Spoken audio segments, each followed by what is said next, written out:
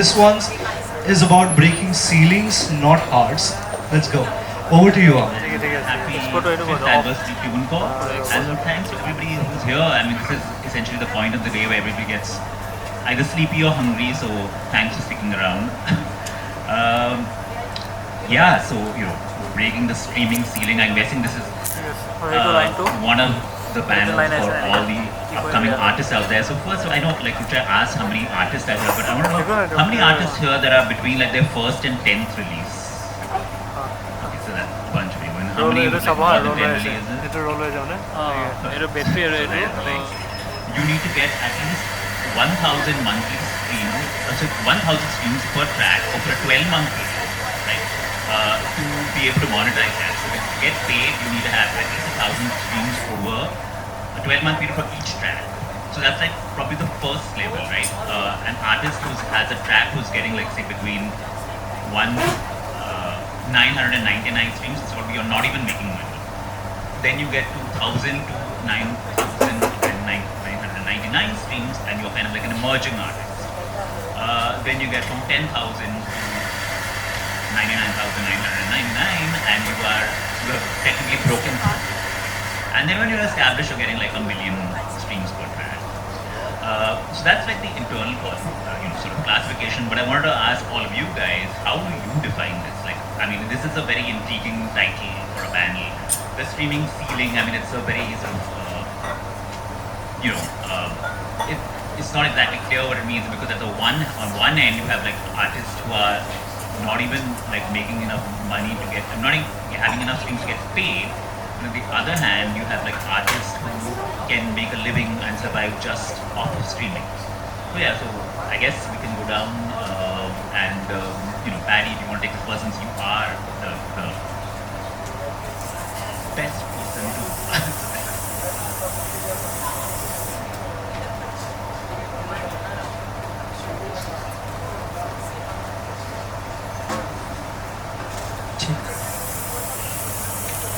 Yes, so like you mentioned, I think ceiling is not a fixed place. Ceiling, you have step-by-step ways to break various ceilings, and like you said, the first thing is about getting your first 1,000 streams. That's one ceiling broken, and then it's about how you build your community so that your streams grow, and not just your streams, your fandom grows, your followers grow, and each of your followers becomes sticky enough.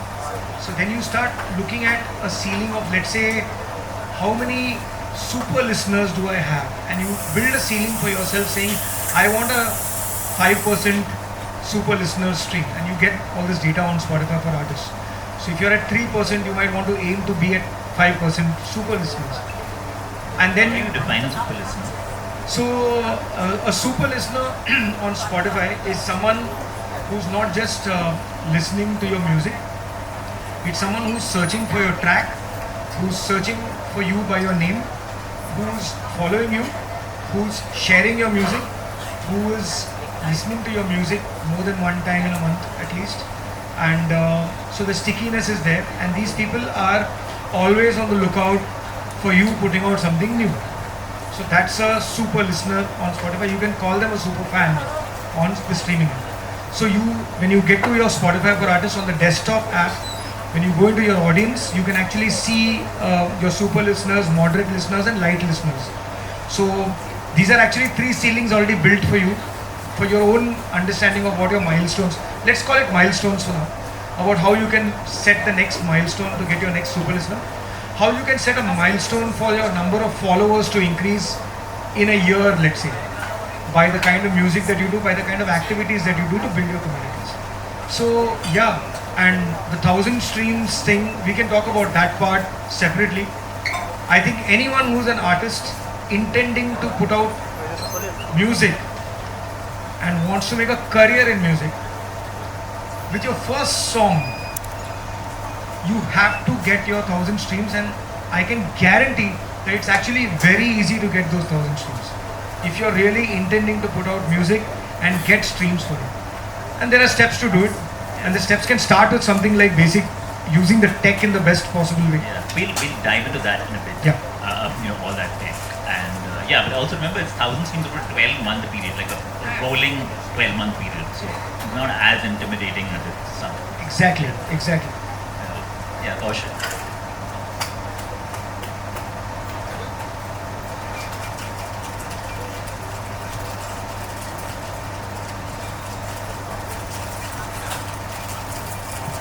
Yeah, I think I'll take up from where Paddy. For me, as Paddy said, getting 1,000 streams, 5,000 streams and stuff, it's still, that's the first step, which is fine. I think for me, the ceiling is once you gain that, the next step. Most of the artists, I mean, we are so much social friendly, we have so much friends around and stuff, where they can stream, they can share it in social media. I think the stream still, I think till about 10,000 is fine. After that, it gets stagnant. So for me, the ceiling is that is the thing, what to do after that. The artist nowadays, I think the way they bring up their music is very creative. Have a good base, good fans asking their followers to share it. 10,000 is fine. After that, they reach a plateau. Till you don't release the next song, you can't increase your stream, you can't increase your followers. So for me, music ceiling is you have reached a certain point.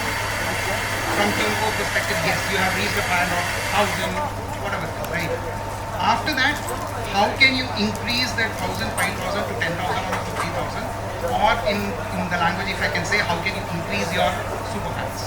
So for me, that's where music is. So what you're essentially saying is that the toughest seal to break seems to be the 10,000 ceiling. Yeah, I mean after that it becomes more tough. I mean it's not that 1 to 10,000 is not tough. In today's thing, which I can say, flight take off ho jayega.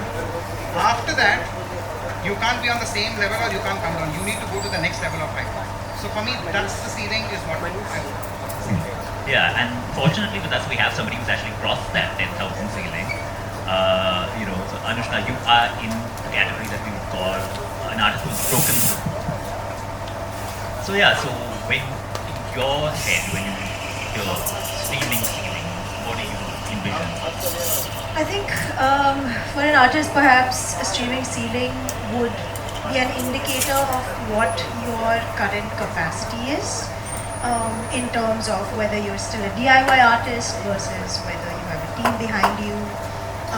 Where you are, perhaps in your mental health, what's going on in your life, what your relationship to your art is, things of that nature, right? And which is why I don't want there to be any negative connotations to ceiling, because it might be an indicator of your current state, but it's all of these factors like your team and stuff like that, they can all grow, right? So that ceiling can continue to grow. And I think other than taking it as an indicator of where you currently are, I don't think that we need to pay like that much more heed to it.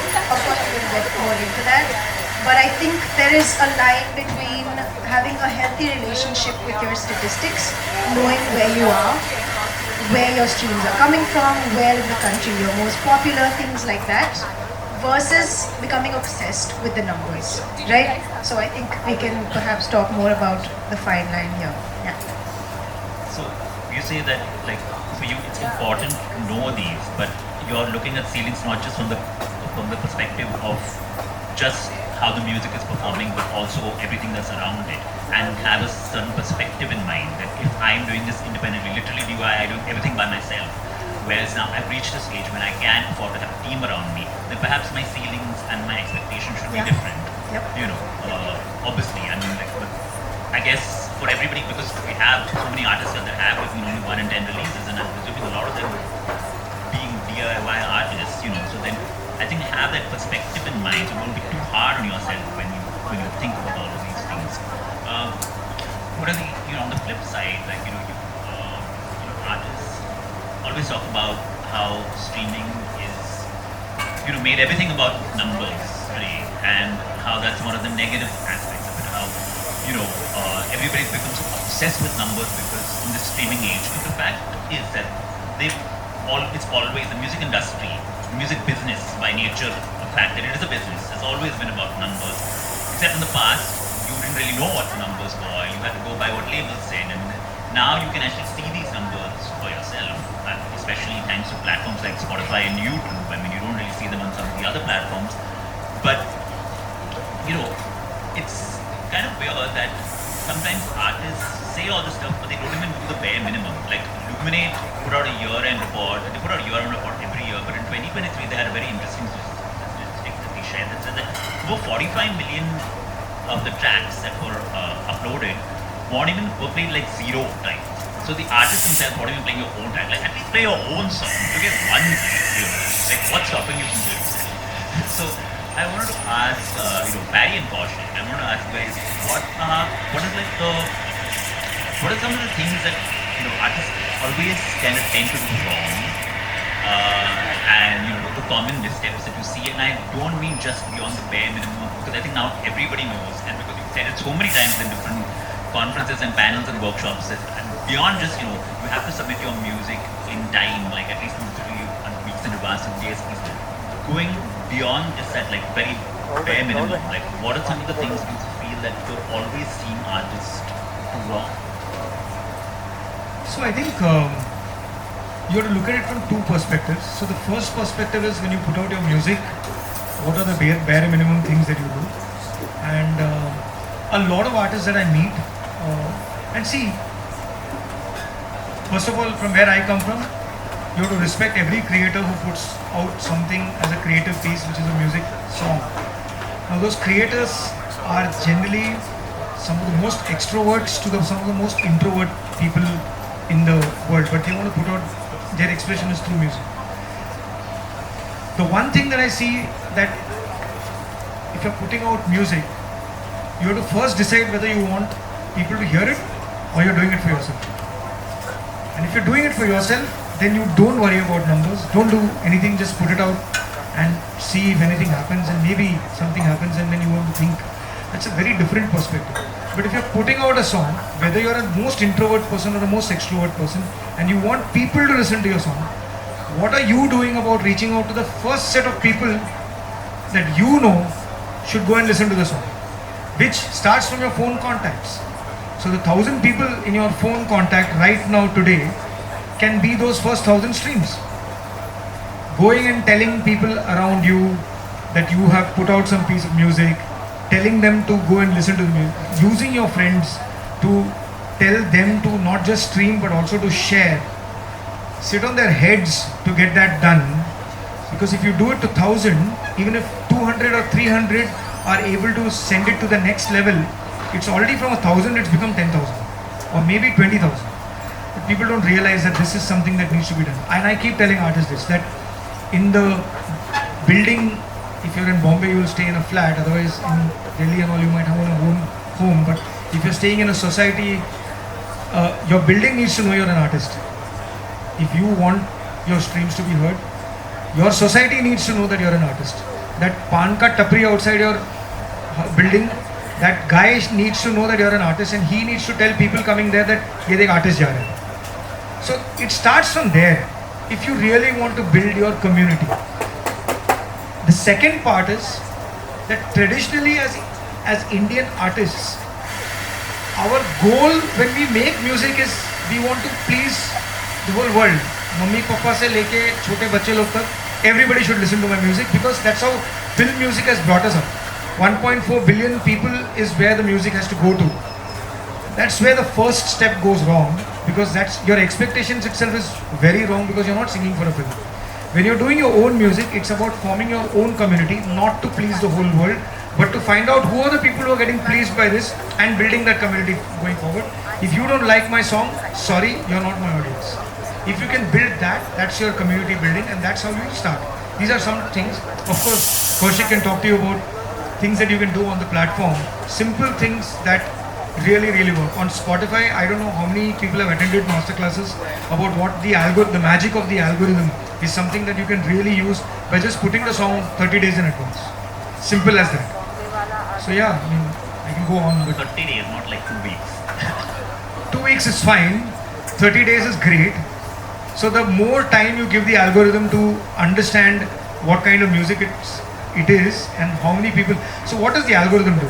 It looks at your followers, your listeners and your super listeners, and it tries to find out that if this person is putting out this song on this day, how many people should the song go to on the first day without anybody in the system doing anything. So if I am a fan of yours and you put out a song, if I open my app, I should see something that says this guy has put out this song, why don't you go and listen to it? How many people are going to get that totally depends on how many super listeners, followers. So it starts with your super listeners, and if those super listeners gets invoked and they start listening, the algo starts thinking, wow, these guys are good. So by the second day it starts giving it to some more followers, and then it starts, at the same time it also starts giving it to other listeners who are not your followers, who are not your super listeners, but are super listeners of some other artist, and the algorithm feels that this song can probably go to that listeners of that artist. So all these things happen inside. So if you're giving it more time, the more it can work on it. 2 weeks is great. 2 working weeks, which is, let's say, not counting Saturdays and Sunday. I mean, algorithm doesn't have a Saturday, Sunday, but 2 weeks is great. Yeah. I'm actually a bit scared to say this, but let me give one disclaimer. For all the artists sitting over here, few of them would have one complaint for sure. You have submitted your release, but the TuneCore team has rejected the release and have asked you to do some changes. One of the most and the biggest secret weapon, Paddy spoke from an artist point of view and a business point of view. Let me talk from the back-end operations point of view. He spoke about algorithms. All these are depending on one secret weapon which you as artists have, which is called metadata. When you submit your release, there are list of metadatas that needs to be filled by you guys while submitting. It's a digital label representation of your song. It has a song title, album title, primary artist, secondary artist, genre, mood. There can be plenty, right? I can give you a small example. If your song is an Indian pop song, just as an example, as a genre, the artist, when they submit it, I'm not going to blame them, they submit it as pop and not Indian pop. Now what happens is, we might approve the release. When it goes to the store, your song is placed in a pop page and not on an Indian pop page. Now you decide whether you want to be that one song amongst that million songs, or you want to be that one song amongst that 10,000, 20,000 songs. What is the right genre for you, for that song? A lot of times, when we talk about track titles, right? You guys, as an artist, and absolutely it's not wrong, you would want to put everything, track title, featuring this is the primary artist, mood, like the way in YouTube it works, right? That's not the case. Every platform, as an audio platform, they are very clear, they want the best user experience. Every platform is not YouTube. Every platform is very clear on their DSP guidelines. And this is the reason we ensure that the metadata should exactly be representing your song. A smallest thing of what you mentioned in the cover image or cover thumbnail versus what you mentioned in the metadata. If there is a mismatch, it's not for us that we are rejecting. We are rejecting it for you guys, because if we don't and if we deliver, the store will ultimately, they are going to take it out. Which is why you need distributors like us, where we are ensuring that the quality, that the review that we do for your content is very important. One thing that I would change that, Paddy said is, the best thing is to deliver the song 2 weeks before. It's deliver the song 2 weeks before, which means you need to submit to the distributor at least 2 weeks, 3 days or 4 days before, for us to review it and ensure that it gets properly delivered. It's not, and a lot of people have this perception, let me, deliver the song 2 days before. Yes, as TuneCore we will review it, we will submit it, we will deliver it. It will also get live, but you are actually losing the phase of actually contacting the stores or ensuring that you can have a proper strategy. And if you are contacting the store that, hey, I'm coming with the song, Paddy will definitely agree to it. The first thing they're going to ask is, can you give me the Spotify ID? If you're not delivering it, it makes no sense. So a proper delivery deadline with a proper metadata with a proper cover, with a proper audio file. And again, this is also one thing that artist does, and we actually face issue. And Paddy, I remember calling Paddy at even 1 a.m. or 2 a.m. in the night saying that the artist has come up and saying that they need to change the audio file. I know that it's a 48-hour deadline, but please, can you do something? There was a time I was scared that Paddy's going to. Trust me, at 2 a.m. I have called it because we need to change it. So I think these are the small things, because all these things are under your control. I understand that you are delivering the song, then you want to enhance the audio music and stuff. It's fine. But let's have a proper, date and a proper timeline, and that can help your song reach. At the end, when the song is live, if the song has to work, it is going to work, irrespective of an audio or irrespective of a video. That's I just want to add to one small thing over here. So the 2 weeks, like he said, has to be done and dusted, and 2 weeks of ingestion process happening. Within those 2 weeks, if you change the master, or you change the cover, or you change anything in the metadata, it is reset. Because we can't take your previous pitch, and the pitch that you must have done is out. So you have to re-pitch. Okay, so pitching is for the playlisting, the editorial playlist. We'll talk about that whenever it's required. But that's one part of it. But the pitch goes away, the algorithm resets, and all the things that the algorithm would have worked for your previous ingestion is reset to 0, and it is cleared, and it's now come back. So now it's only 2 days or 3 days before release. So people often make the mistake that I have ingested it 1 month back, but throughout the month they're changing the master, changing the metadata, changing the artwork. So it's actually very simple. At one particular point in time, you can't do any changes, right? Because it's a release date. And most of the times we think, oh, it's my birthday, I have to put my song out on a birthday. The problem is you're working on the song till the midnight of the previous day, which is where the problem starts. Your release cannot be based on a particular day and you work towards that. You have to work a song, finish everything about the song, then plan the release date. Then everything will fall in place. So that is one golden rule that I feel that you should be doing. No one is running away with your song. No one is leaking out things these days. You don't need to worry about someone else stealing your song or idea or something like that. Those worries will be there, but you can have registration and IP and all that. I don't know whether you know about IPRS and how you can register your songs and get your copyright done. Get all those things done and then think of a plan to how to go about putting out the song. Well, I think that's all amazing advice. But when you talk about genre, I think it's also getting so tricky these days, because I learned just a couple of days ago that now there's an option to tag your song Bollywood on TuneCore. And a lot of artists are tagging non-Bollywood songs Bollywood because it's a sound, it's an aesthetic, it's not. which we reject. That's the thing. Okay. When they tag it, and when you know that it's not Bollywood, we reject it. Oh, good. And that's where, this is where we come, right? But I don't know, we are living in a Gen Z world, it's an aesthetic, it's Bollywood. No. So no, the intent of why a Bollywood has been added is so that someone sitting at a streaming end, if they want to know what are the top Bollywood releases, to put it in a film playlist. Let's say I have a playlist called Bollywood Central.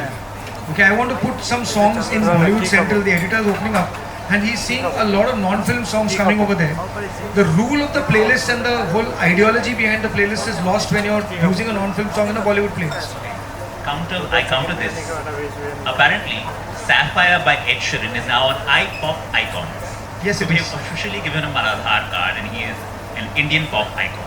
Yes, because of the usage of Indian elements in it, including the Indian artists, right? Reddit. As in, what? Reddited on the internet. No, but you know that it is an Indian usage, and it's come through an Indian pitch, and he is in that. So now iPop is not film. They never pitched it as a Bollywood. They had pitched it as iPop. So it goes into iPop. So iPop is a pitch that you can do now. So if you think your song fits into a pop zone, you can pitch it as iPop. No, I'm just teasing you there, as I frequently do. And ultimately, this answer about what goes into what playlist is an editorial discussion. An editor will do anything to increase the user experience on their playlist. Each playlist is a baby for that editor. The editor is thinking, what can I do to make my playlist good within the rules of the playlist that he's decided and sent out. Yeah. So we've talked a lot about what artists should do or what they aren't doing. So let's talk to the artist. Anoushka, how do you navigate the entire world of streaming? I mean, like, how do you go about dealing with all of this? I know you said you have a team, you do have a management team, but like, on the one hand, you think that okay, streaming is kind of like the best thing to happen for independent musicians because it's so easy to put your music out there. On the other hand, it's also become that much more difficult to get people to actually hear your music. So for you, I mean, like, it's just that. Like, how do you deal with all of this? All of this. Like, Yeah. I mean, to start with, when I made my debut in 2020, I very much fell into the numbers game of being obsessed with the numbers. Because it was a debut album, because it was releasing during the lockdown, and people were sitting at home and had a lot of time in their hands to like explore new music and stuff like that, it set a certain precedent in terms of numbers, and I started expecting that with every release.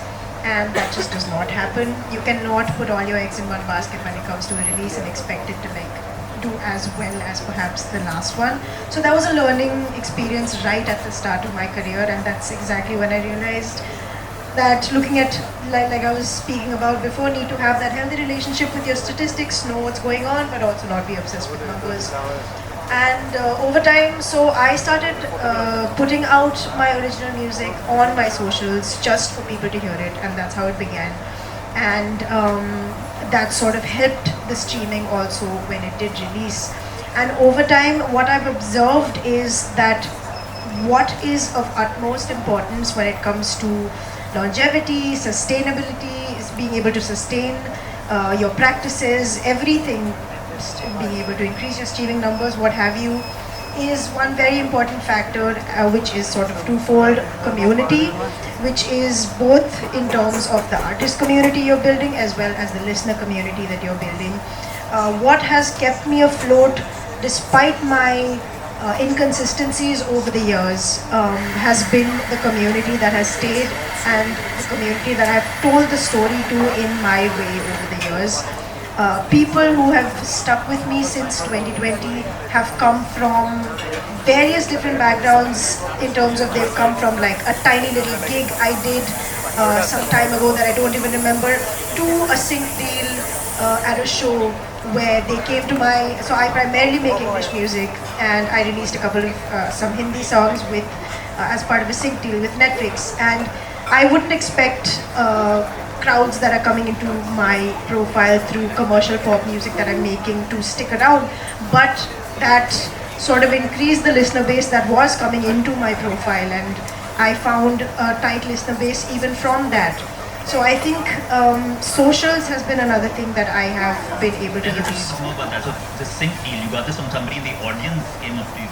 No, no, I'm talking about how you can retain your audience regardless of where they may have come to you from. Okay. So it's, but even like you said, because you're making like English language music, which again is sort of like goes into a niche. So like, how did that come about? Was it just How did what come about? the sync? The sync? I think a lot of it had to do with me putting myself out there on social media, and I know that that's not everybody's cup of tea. And I figured out my own way of coming onto social media. Being on social media doesn't have to mean that you're following trends or doing what everybody else is doing. It can be finding your own medium of communicating. Like initially, in my initial years, I found that doing these tiny little jingles or reels that make my audience laugh and keep me engaged with relatable things to talk about, that helped. Now what's helping me with my current release is poetry that is talking about the album itself. So it can honestly be in any form, and I think more than showing up daily or weekly or whatever, I think showing up every time you're showing up with honesty and with intent is what's more important. Yeah, so again, so this was just through social media, people getting to know you and building on that. Yeah, and you were talking about like the idea of community, which is a huge, I think, is very, very important, probably the most important thing. But you talk about two types of community, which and we often hear about the listener community. We've already talked about it, but we've also touched upon the artist community, Right. which we don't really see too much about. And Right. it's sad to say that sometimes when I go for gigs, I don't really see other artists at an artist gig. So, like, how have you leveraged this? How have you built this? Yeah. Can you talk about that and Yeah. how the importance of that? Yeah, so I think I've seen both. I think I've seen what it's like to not have a community at all for a long time and sort of try to figure everything out yourself with the friends that are around you and things like that. And that is so much harder than having a community around you. And a community doesn't have to mean like 10, 20 people. It can mean like your 5 people that you can call. Let's say that you have a brilliant idea and you want a really good video for it. Maybe a friend has a camera and you just go, I don't know, you head off to Marine and record a video or something. If something that I've touched upon is how important it is to have a collaborator, not in the sense of like, finding someone with more followers on social media and collaborating with them, not in that term at all, but in terms of if I have someone who is a creative partner with me on a project. Let's say I'm working on an album, there are a million things going on in my head and there is a whole trajectory of feelings that I'm going through. If I don't have an objective eye, whether it's in the form of a manager, or the form of a producer, or the form of someone playing the guitars for you, if you don't have that, it becomes, you can still do it, of course you can still do it by yourself, but it's a longer and a harder process is what I've found. And the confidence that you build is truly your community that gives you that confidence and is able to sustain you when you don't have that for yourself. Yeah, that's great, and that leads me nicely into the next question I had for you guys, which was essentially the flip side of it. You talked about artists always doing wrong. Can you sort of talk about certain things that you've seen, certain things that patterns of behavior have you observed from artists that have seen consistent?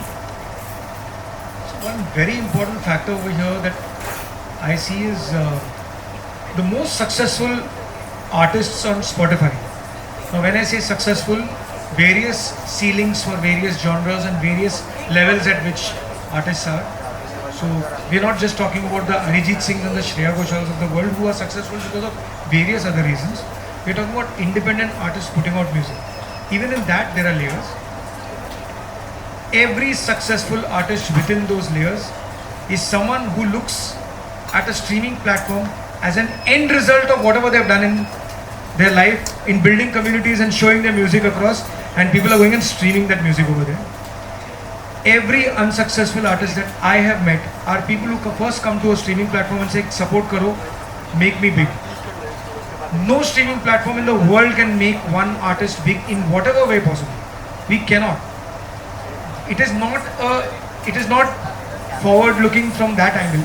The streaming platform is the end result of whatever you do, where people go and listen to music. All the successful artists, and I can name all of them to you, are people who have never ever approached us saying, playlisting kar do, mujhe support karo, mere saath kuch partnership karo.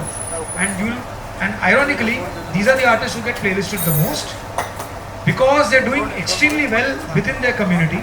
The editor is happy, the algorithm is happy. The stickiness, streams per listener is a data that you get.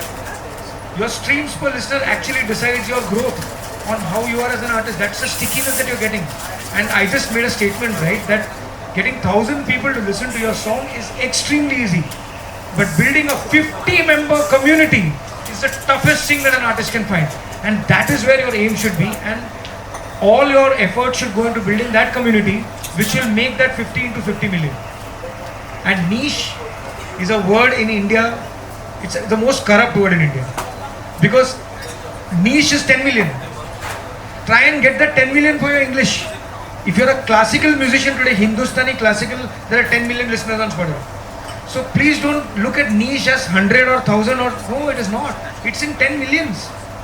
So look at that, so that's your ceiling. The community ceiling is tens of millions in whichever genre you're in. So that's something that you should really look at. Yeah. But like, what about some examples of like, you talked about building a community, going and spreading your music out there.